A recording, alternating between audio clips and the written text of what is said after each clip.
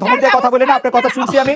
বেঁচে Rubin Farhana please. কথা বলছি জি বেঁচে ফারহানা, আমি বলতে চাই না, তাহলে অর্থহীন, কারণ এতক্ষণ অর্থহীন কথা হয়েছে এখানে। এই অর্থহীন কথা জবাব দিতে 1 মিনিটে সেটা সম্ভব না খালেদ। জি আপনি আপনাকে বুঝতে হবে, আপনি যে প্রশ্ন করেছেন সেই প্রশ্নের উত্তর হচ্ছে বৃহৎ শিল্পের প্রাথমিকভাবে সরকার বরাদ্দ দিয়েছিল 30,000 কোটি টাকা, পরবর্তীতে সেটা আরো 10,000 কোটি টাকা বেড়েছে, ডিসবার্স হয়েছে 86%। On the other hand SME খাতে ক্ষুদ্র এবং মাঝারি শিল্পে মাত্র 20,000 কোটি টাকা বরাদ্দ দিয়েছে সরকার, এবং সেটা মাত্র 31% ডিসবার্স হয়েছে।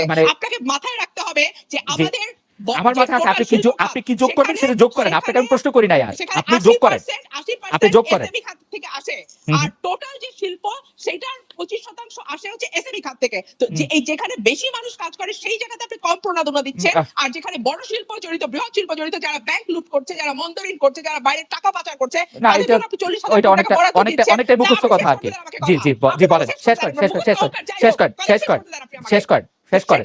আপনি যখন বৃহৎ, আপনি যে প্রশ্নটি করছিলেন যে বড় মাছকে আপনারা প্যাট্রোনাইজ করছেন, কিন্তু ছোট শিল্প যারা, মাঝারি শিল্প যারা, কুটির শিল্প যারা, তাদেরকে করা হচ্ছে না। ফর এক্সাম্পল কৃষি খাতে 5,000 কোটি টাকা প্রণোদনা দেওয়া হয়েছে, অথচ দেখা যাচ্ছে 43% ব্যাংক এখনো 50% লোনও ডিসবার্স করে নাই। এই টাকাগুলোতে সরকারের কোনো নজরদারি নাই। আপনি বলছেন 35 লক্ষ মানুষের মোবাইলে 2,500 করে টাকা দিয়েছে। খালেদ 2,500 টাকা দিয়ে কতদিন চলা যাবে? লুটপাটের কথা বাদই দিলাম, ধরে নিলাম একেবারে সহিভাবে 35 লক্ষ মানুষের অ্যাকাউন্টে 2,500 টাকা করে গেছে। এই কথাগুলি বলেছেন রুবিন ফারহানা, আপনি এই কথাগুলি বলেছেন, এই কথাগুলি বলেছেন, আপনি কি নতুন কোনো কথা বলছেন?